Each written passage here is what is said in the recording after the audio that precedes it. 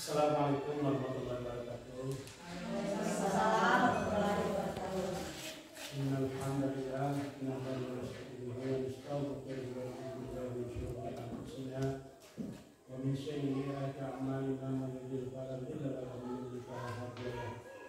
Asyhadu an la ilaha illallah wahdahu la syarika lahu wa asyhadu anna Muhammadan abduhu wa rasuluh. Allahumma shalli ala sayyidina Muhammadin wa ala ali sayyidina Muhammad sallallahu alaihi wasallam. Yang saya hormati bapak-bapak guru dan ibu-ibu guru, kemudian yang saya hormati bapak ibu dari murid kelas 6. Alhamdulillah, kita panjatkan puji dan syukur kepada Allah Subhanahu wa taala atas limpahan rahmat taufik dan hidayah, sehingga alhamdulillah pada pagi yang berbahagia ini terdapat berkumpul di sekolah kita ini dalam rangka memenuhi hajat undangan kami sekolah, terutama untuk orang tua kelas 6. Bapak Ibu, adapun agenda kita pada pagi hari ini, yang pertama menyebarkan pemahaman dan pengalaman penerapan budaya positif yang akan disampaikan oleh Pak Bupati Sugito. Kemudian yang kedua nanti saya akan langsung pimpin masalah pengumuman kelulusan anak siap. Sekaligus kami sampaikan Pak Kesempatan Buka tentang hasil rapat kepala sekolah pada tanggal 6 Juni 2024. Sebelumnya Bapak Ibu, marilah kita buka acara ini dengan sama-sama melafazkan basmalah. Selanjutnya yang pertama kami berikan kesempatan kepada Pak Bupati untuk dapat menyampaikan materi pembelajaran di sekolah kita. Yang terhormat Pak Bupati, silakan. Assalamualaikum warahmatullahi wabarakatuh. Waalaikumsalam warahmatullahi wabarakatuh. Terima kasih kepada kepala sekolah yang telah memberikan kesempatan kepada saya. Di sini saya akan menyampaikan materi tentang pengimbasan atau menyebarkan pemahaman dan pengalaman penerapan budaya positif sebagai bagian dari aksi nyata saya pada modul 1.4 budaya positif di calon guru penggerak angkatan 10 Kabupaten Sumbawa. Sebelumnya saya ingin mengucapkan kepada Bapak dan Ibu guru selamat berpartisipasi, kepada para guru hebat SD Negeri Kohamu dengan moto mari belajar bersama, berkolaborasi, saling mendukung demi mewujudkan disiplin positif di sekolah kita tercinta ini.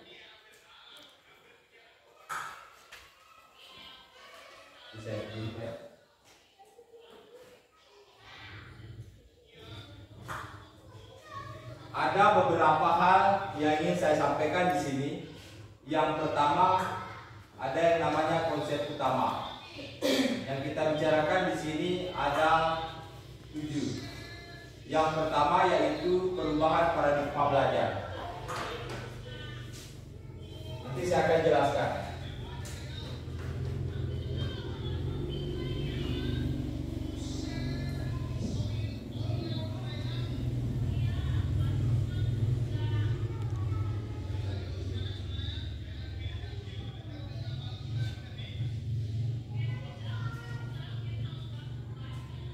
Yang kedua, disiplin positif.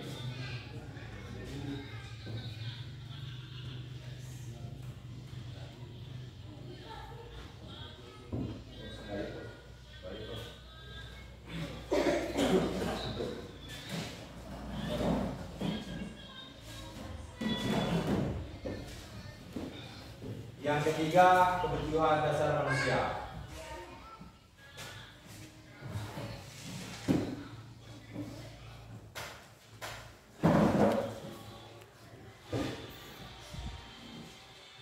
Yang keempat adalah motivasi perilaku manusia.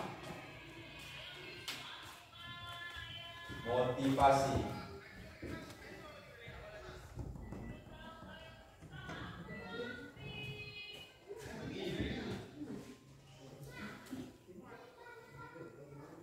Yang keempat, yang kelima, posisi kontrol.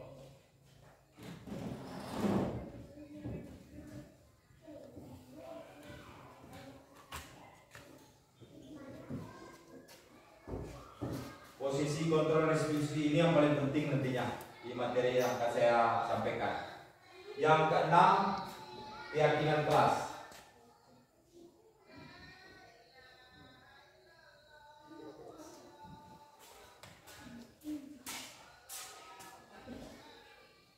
Sedang ketujuh, yang terakhir, yang pemungkasnya, yaitu segitiga restitusi.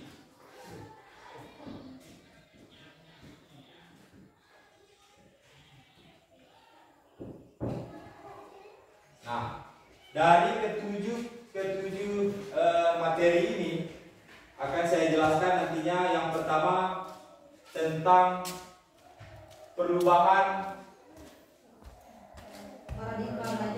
paradigma belajar. Apa itu perubahan paradigma belajar? Kira-kira di sekolah kita ini, Bapak dan Ibu guru pernah mendengarkan apa yang namanya paradigma belajar, pola pikir belajar kita. Jadi paradigma belajar di sini adalah pembelajaran dengan paradigma baru, ya, membawa sejumlah inovasi dan prinsip berbeda dengan pendekatan tradisional. Di sekolah kita ini, di lingkungan kita ini, tentu semua hal-hal yang baru nanti kita kolaborasikan dengan pendekatan tradisional kita. Ada beberapa poin utama yang terkait dengan pembelajaran paradigma belajar tersebut. Pembelajaran diferensiasi namanya. Nah, mungkin Bapak Ibu guru pernah mendengarkan yang namanya pembelajaran diferensiasi. Pembelajaran diferensiasi ini adalah guru di paradigma baru diharapkan untuk mengakomodasi berbagai gaya belajar dan kebutuhan individu siswa. Ini dapat mencakup penggunaan strategi pengajaran yang berbeda, memberikan pilihan dalam tugas atau penilaian, dan memberikan dukungan kepada siswa yang membutuhkannya. Nah, kita garis bawahi di sini adalah gaya belajar dan kebutuhan individu siswa. Setiap siswa itu berbeda-beda, berbeda-beda kebutuhan belajarnya, berbeda-beda gaya belajarnya, tidak bisa disamakan. Di dalam kelas, ya, kita menemui yang namanya siswa berbeda, baik itu tingkatan belajarnya, pola serap belajarnya itu berbeda. Tidak sama si A dengan si B. Nah, bagaimana pola guru itu mampu untuk membawa siswa itu, mengajarkan siswa itu dengan cara yang berbeda. Itu namanya diferensiasi dalam belajar. Jadi tidak bisa lamin si A merasa kurang, si B ada lebihnya. Itu kita guru itu mampu harus untuk bagaimana cara kita mengajar siswa tersebut supaya nanti hasilnya sama. Itu cara kita sebagai guru untuk mengajar di dalam kelas.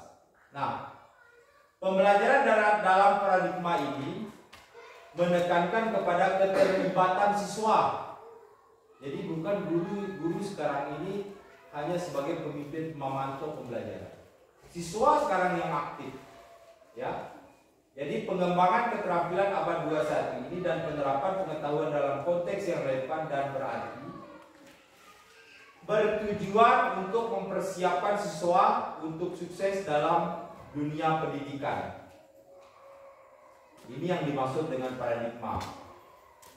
Nah, itu sebagai kata pembukaannya kita, yang nantinya runutannya itu akan berkesinambungan sampai kepada materi ke-7 nantinya. Nah, kita masuk kepada yang kedua. Di situ ada disiplin positif. Nah, di sekolah siswa kita, guru dan siswa kita berinteraksi. Ada yang namanya disiplin positif. Apa itu disiplin positif?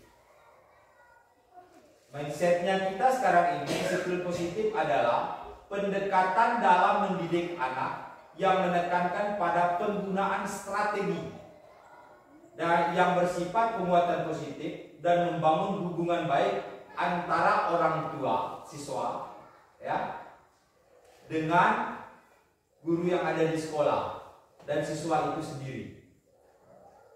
Jadi perlu keterlibatan orang tua siswa dalam hal ini untuk membangun budaya positif kita. Ya. Pendekatan ini berfokus pada bagaimana mengajarkan anak tentang tanggung jawab. Guru memberikan tanggung jawab kepada siswa dalam belajar. Seperti contoh memberikan tugas rumah. Nanti kita kolaborasi dengan orang tua. Jadi bukan hanya guru saja yang memantau hal tersebut. Sepulang dari sekolah, saya minta kepada orang tua siswa untuk tetap memantau anaknya. Seperti itu. Nah, di sini pendekatan ini berfokus pada mengajarkan anak tentang tanggung jawab tadi. Kejujuran yang kedua. Empati dan kemampuan untuk mengelola emosi mereka sendiri. Kejujuran kita melatih siswa kita untuk jujur. Ya. Jujur akan segala hal. Termasuk bila berbuat salah, mereka harus berani berkata jujur. Nah, empati. Apa itu empati? Empati terhadap sesama. Ya, memberikan perhatian. Itu empati. Dan kemampuan untuk mengelola emosi mereka sendiri. Biasa ada anak-anak yang mungkin dalam usia SD ini emosinya menggebu-gebu. Nah, bagaimana kita guru dan kolaborasi dengan orang tua mampu mengelola emosi mereka sehingga mereka mampu mengelola emosi sendiri nantinya. Nah, melalui disiplin positif ini juga tidak boleh melibatkan hukuman fisik sekarang ini. Itu yang tidak boleh. Bagaimana guru ini mampu mencikapi apabila anak melakukan kesalahan. Itu yang tidak boleh melakukan hukuman fisik sekalipun. Yang dulu-dulu masih kita menggunakan rotan, masih kita menggunakan pasar apa segala macam, ya penggaris, itu tidak boleh sekarang dulu. Nah, atau hukuman yang merendahkan martabat anak. Contohnya, oh kamu bodoh,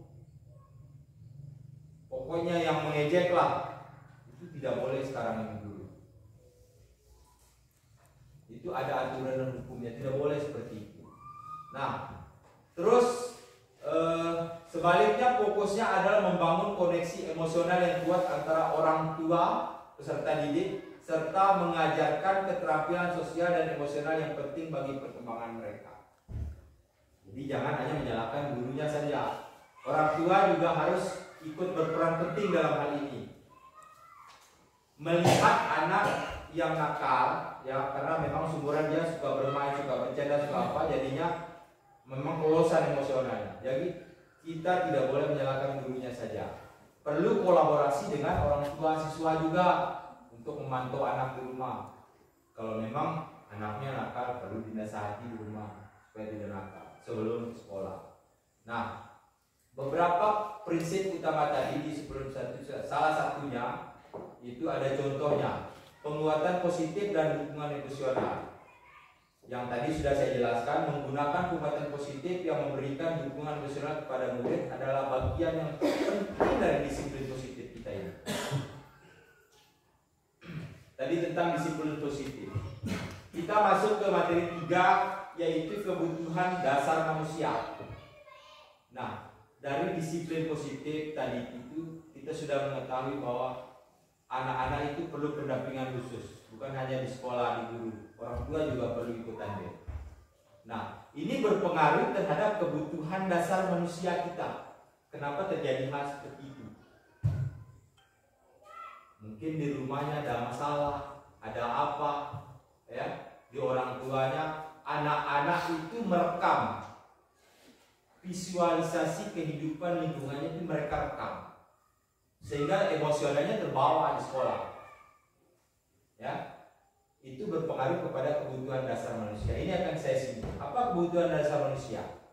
Kebutuhan dasar manusia di sini adalah seperangkat kebutuhan yang harus terpenuhi agar individu dapat bertahan hidup itu secara umum. secara umumnya, memang untuk pemenuhan kebutuhan hidup. Nah, kalau di sekolah, di siswa, kebutuhannya apa kira-kira? Kalau menurut Bapak Ibu guru, kalau di siswa, apa kebutuhan dasarnya mereka? Kalau dalam pembelajaran kira-kira? Perhatian, bagus. Apalagi? Bimbingan. Ada lagi? Itu kebutuhan dasar kita. Perhatian, bimbingan. Ya. Nah, di sini anak-anak memerlukan yang namanya kebutuhan dasar. Yang tadi sudah disampaikan oleh Ibu tadi, UAS, ya. Perhatian, bimbingan. Betul sekali. Kebutuhan penghargaan dan pengakuan siswa, individu siswa. Ya. Misalkan contoh, anak-anak dalam belajar berprestasi di sekolah, mengerjakan tugas mendapatkan nilai 7, misalkan nilai 8 atau nilai 9. Mereka membutuhkan pengakuan namanya. Oh, hebat kamu nak, luar biasa, perlu ditingkatkan. Itu emosional yang mereka butuhkan, bukan materi, bukan apa, perhatian. Perhatian dari siapa? Perhatian dari kita gurunya, perhatian dari orang tuanya. Itu yang mereka butuhkan di saat usia mereka masih SD. Bukan uang, Bu. Bukan materi. Kalau di siswa, ya kalau kita di orang tua yang memang kita butuhkan itu semua. Tapi kalau di siswa kita kebutuhan perhatiannya, emosionalnya. Jangan sampai kita guru atau kita orang tua apabila anak itu misalkan memperoleh nilai yang kurang maksimal, kamu ini bodoh, kamu ini, jangan seperti itu. Kita harus support mereka, kita kasih mereka motivasi seperti itu. Kalau kita sudah memahami kebutuhan mereka, otomatis yang lainnya, budaya positifnya terpenuhi, disiplin positifnya mereka terpenuhi nantinya. Nah, yang tadinya kita memerlukan perhatian, tentunya ada motivasi. Nah, di sini larinya pemenuhan motivasi perilaku manusia juga. Sudah masuk ke materi keempat. Nah, motivasi perilaku manusia ini merupakan dorongan atau kekuatan internal yang mendorong individu untuk bertindak atau berperilaku dalam cara tertentu. Nah, kalau di dalam sekolah kita ini, kalau di siswa kita, salah satu contoh perilaku manusia khusus untuk kita sebagai guru adalah yang tadinya keterlibatan orang tua dan kolaborasi. Nah, motivasi kita guru, motivasi kita orang tua itu perlu juga kita berkolaborasi. Jangan hanya, tadi sudah saya singgung, jangan hanya guru saja yang memberikan motivasi. Orang tua juga penting dalam memotivasi anak. Kalau tidak sejalan, ya kita tidak bisa melakukan apa-apa. Nah, nanti kalau terjadi sesuatu dan lain di sekolah, orang tua akan menyalahkan guru. Tidak seperti itu. Kenapa hal itu bisa terjadi? Karena tidak kesinambungan berkolaborasi antara guru dengan orang tua siswa. Tidak nyambung. Orang tua biasanya menyerahkan sepenuhnya kepada sekolah. Tidak bisa seperti itu. 100% biasanya, oh kalau saya sudah suruh pergi sekolah, tertanggung jawab gurunya atau iya kalau di jam sekolah. Kalau dia pulang ke rumah, bukan gurunya yang bertanggung jawab, tapi orang tuanya. Makanya ini diperlukan kolaborasi antara guru dan orang tua untuk bagaimana kita mengajarkan budaya positif tersebut dengan cara kita memotivasi anak didik kita. Kalau jam belajar disuruh belajar, ya tetap melakukan pendampingan. Nantinya guru akan menanyakan kepada orang tua sejauh mana perkembangan anaknya. Nah, kita berbagi di sini, Bapak Ibu. Tadi sudah saya singgung tentang motivasi perilaku manusia. Sekarang masuk ke posisi kontrol restitusi. Ini yang paling penting Bapak Ibu guru atau orang tua siswa mendengarkan.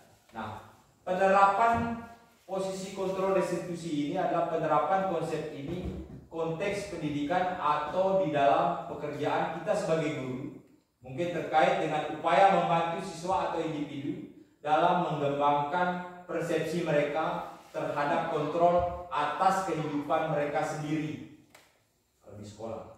Nah, dengan mempromosikan pengembangan internal locus of control, yang namanya locus of control, guru dapat membantu siswa untuk merasa lebih berdaya dan bertanggung jawab atas pencapaian dan keberhasilan mereka. Kalau kita mampu mengontrol,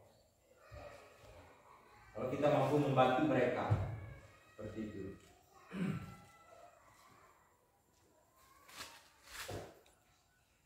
Nah, sejauh ini dalam konteks kita sebagai guru juga posisi kontrol restitusi ini masih relevan dan dapat berperan penting dalam membentuk pendekatan pendidikan yang efektif terhadap siswa yang memiliki kebutuhan khusus. Di sini ada beberapa siswa yang memiliki kebutuhan khusus. Kebutuhan khusus itu bukan dalam arti dia cacat atau apa, bukan. Yang lemah dalam pembelajaran itu berkebutuhan khusus juga. Lambat dalam membaca, lambat dalam menulis. Itu memerlukan perhatian khusus dari kita guru.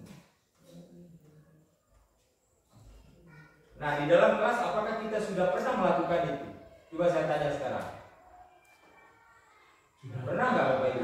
Pernah kan? Pernah. Nah, sejauh ini kalau kita melakukan penerapan, betul-betul menerapkan posisi kontrol ini, anak didik kita pasti akan bisa. Fokuskan ke satu hal, misalkan dalam membaca. Kontrol mereka dalam membaca, dampingi mereka. Fokus ke dalam satu hal dulu. Kurang anak dalam membaca ini, bagaimana solusinya?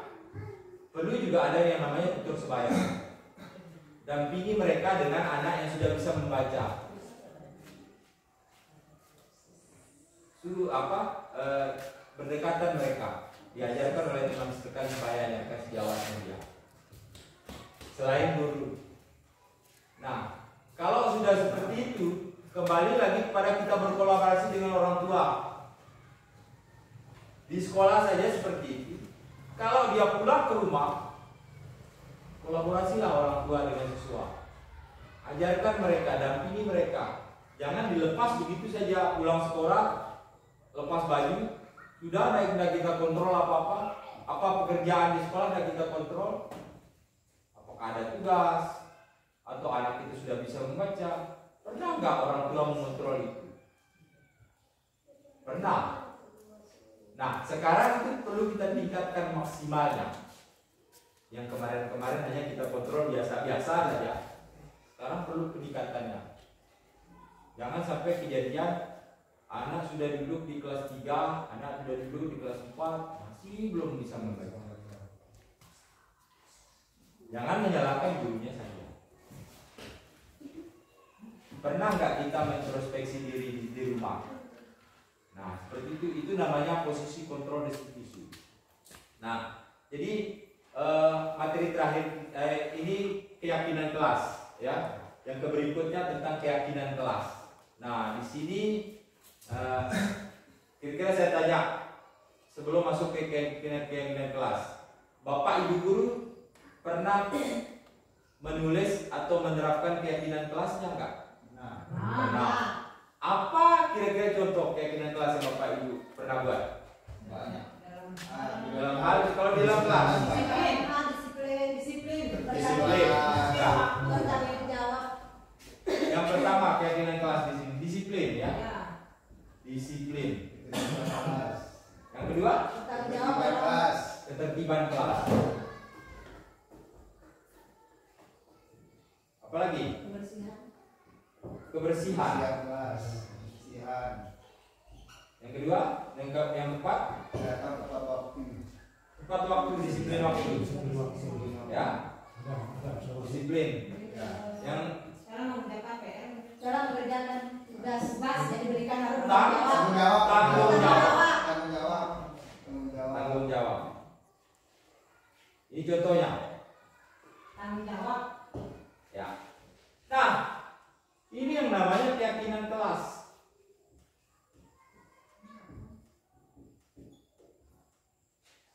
Nah, dari keempat contoh tersebut, Bapak Ibu guru pernah melakukan di dalam kelas.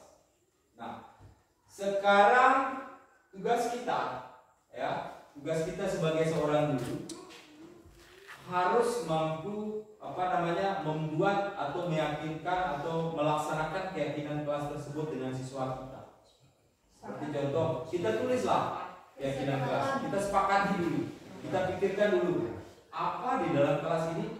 Kan biasanya anak-anak melanggar, ya, contohnya memukul teman. Pernah nggak kita membuat keyakinan kelas kita supaya anak-anak tidak melanggar ini? Nah, sekarang tugas kita membuat keyakinan kelas. Setiap dalam kelas kita membuat keyakinan kelas kita. Ajak siswa kita, ajak murid kita untuk duduk bersama. Sebelum memulai pembelajaran, ajak siswa kita untuk duduk bersama. Ayo anak-anak, kita buat keyakinan kelas kita.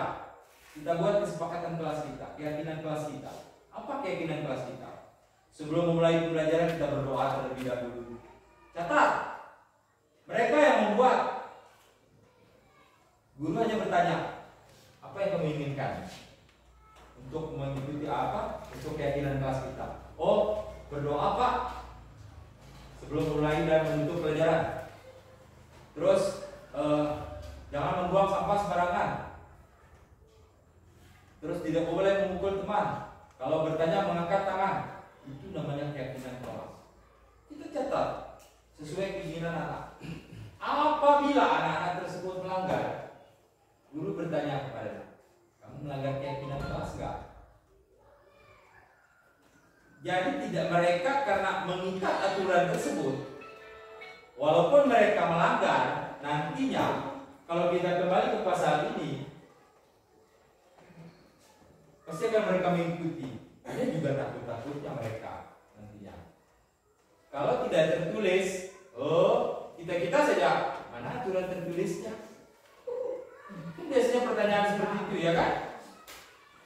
Nah, kalau kita sudah buat, kita tulis, kita tempel di dalam kelas kita, otomatis keluar bentuk, oh berarti saya tidak boleh melakukan ini. Nah, dengan cara seperti itu, sudahlah berjalan keyakinan kelas kita.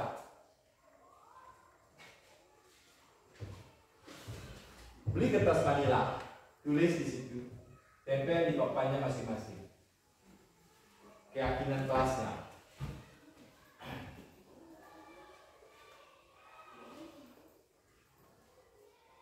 Nah, kalau hal itu sudah terjadi, guru sekarang ini kita kembali kepada materi yang tadi itu, motivasi perilaku manusia, karena ini berhubungan semua, ya. Kalau kita membuat keyakinan kelas, walaupun anak-anak didik kita, walaupun murid-murid kita melanggar, tidak boleh memberikan mereka hukuman fisik. Pendekatan emosional saja.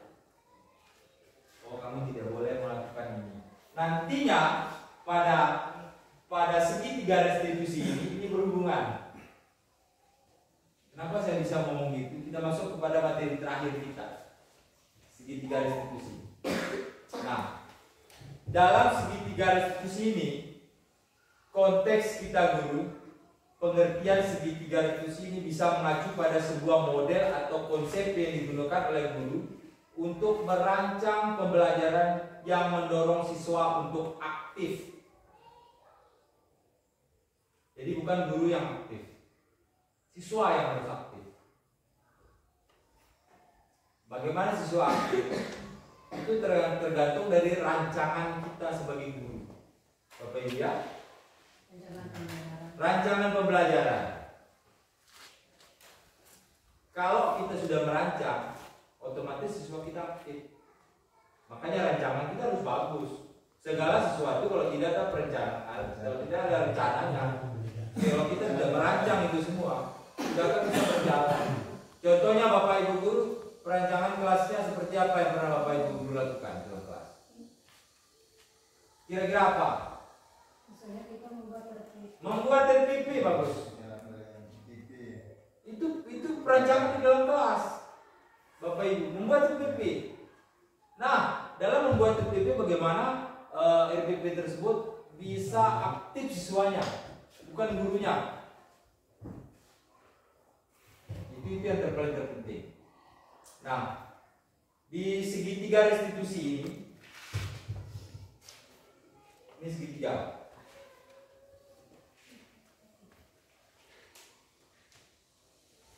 Ini ada fungsinya.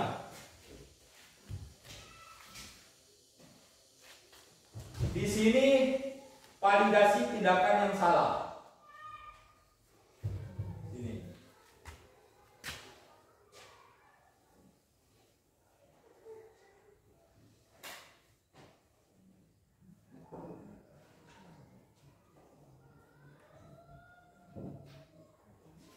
Sisinya.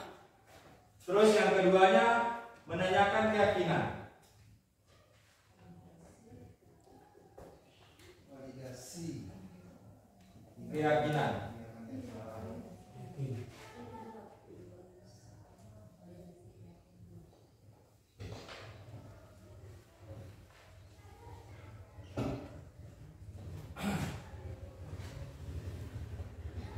Yang ketiga, menstabilkan identitas.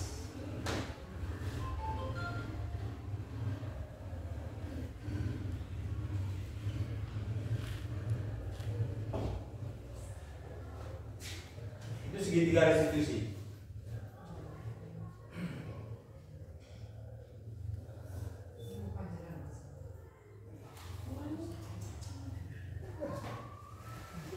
Yang pertama tadi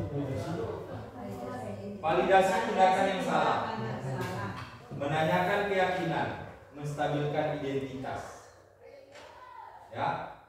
Nah, dari urutan segitiga restitusi ini kemarin sudah pernah saya lakukan. Contohnya Hafid, ya, hari Senin terlambat dia datang ke sekolah, tidak memakai dasi dan topi. Contohnya, saya menanyakan, ya, apa yang salah di dia? Ternyata dia terlambat bangun tidur, tidak memakai topi dan dasi. Nah, di sini kita validasi tindakan yang salah siswa kita. Atau contohnya tidak mengerjakan PR. Kalau kita lihat, nah, kamu sedang apa? Oh, saya tidak mengerjakan PR. Tentunya mereka punya alasan tidak mengerjakan PR. Itu yang kita validasi mereka. Nah, walaupun begitu mereka tidak mengerjakan PR, tidak memakai topi dan dasi, lantas guru marah nggak? Tidak boleh. Karena mereka punya alasan sendiri kenapa melakukan kesalahan itu. Ini yang namanya menstabilkan identitas. Caranya menstabilkan identitas tersebut. Nah, kamu melakukan kesalahan tidak mengerjakan PR, tentu ada alasannya. Oh, tidak apa-apa, nak. Bukan hanya kamu saja yang tidak mengerjakan PR. Kemarin temannya juga tidak mengerjakan PR yang sama. Nah, itu namanya menstabilkan identitas mereka. Lantas guru tidak boleh marah-marah. Kamu tidak kerja PR begini. Down anak-anak kita. Besok-besoknya mereka down. Tidak bisa seperti itu. Kita stabilkan mereka dulu. Tanya mereka dulu. Apa alasannya mereka dulu? Nah, kalau mereka sudah mengatakan, oh saya terlambat bangun karena tadi malam saya menonton terlalu lama, Pak. Mereka sadar akan kesalahannya mereka. Nah, sehingga sikap kita guru menanyakan keyakinan mereka, keyakinan kelasnya. Karena kita sudah buat di dalam kelas. Kira-kira nak, kamu melakukan ini melanggar keyakinan kelas nggak? Otomatis mereka akan mengatakan, oh iya Pak, saya melanggar keyakinan kelas. Supaya tidak mengulangi kesalahan Nah, yang sama. Guru pun akan menanyakan bagaimana cara tidak mengulangi kesalahan yang sama. Itu yang namanya segitiga restitusi. Jadi kita guru tidak monoton harus marah-marah kepada anak-anak kita. Tanya mereka, stabilkan identitas mereka. Seperti itu yang diinginkan oleh pembelajaran kita. Nah, dari hal tersebut yang sudah saya sampaikan, kira-kira ada pertanyaan nggak dari Bapak dan Ibu? Silakan Bu. Ini sesuai pengalaman saya. Ya. Kalau ada anak yang tidak mengerjakan PR, tetap saya tanyakan Ya. kenapa tidak mengerjakan PR. Tapi nanti berulang lagi. Bagaimana cara saya merubah anak itu agar mau mengerjakan PR Ya. untuk ke depan. Betul. Ibu sudah melakukan tindakan yang benar, ya, masuk ke dalam segitiga restitusi. Namun pernah nggak ibu menstabilkan identitasnya di adik? Maksudnya menanyakan Ya. alasannya. Betul. Ya, biasanya alasannya itu Pak, masa saya lupa Ibu. Oh, Kan ya. kemudian saya suruh balik lagi. Betul. Itu alasannya. Jadi kita tidak boleh menjustifikasi mereka salah dulu. Ya. Tentu ada alasannya. Nah, tanyakan kejadian seperti itu, validasi tindakan yang salah dulu. Kenapa dia tidak mengerjakan PR? Nanti otomatis anak akan jujur. Stabilkan identitas mereka, jangan lupa. Jangan langsung kita justifikasi mereka salah, marah, nggak bisa. Jadi ini tidak berjalan segitiga restitusinya. Terus menanyakan keyakinan. Nah, makanya tadi kenapa saya buat ini keyakinan kelas. Kita berharap semua kita guru buat keyakinan kelas kita masing-masing, sehingga segitiga restitusi ini mampu kita laksanakan. Kalau tidak ada keyakinan kelas yang kita buat, bagaimana cara kita jalankan segitiga restitusi kita? Tertulis kan, ada dasarnya. Hukum di Indonesia ada undang-undangnya. Begitu juga ini dalam pelajaran kelas. Ada aturan, peraturan yang harus mereka jalani. Kira-kira ada pertanyaan lain sebelum kita tutup? Habis ya? Paham? Baik. Terima kasih Bapak Ibu guru, hebat, luar biasa, telah menyimak apa yang saya sampaikan. Lebih kurang saya mohon maaf.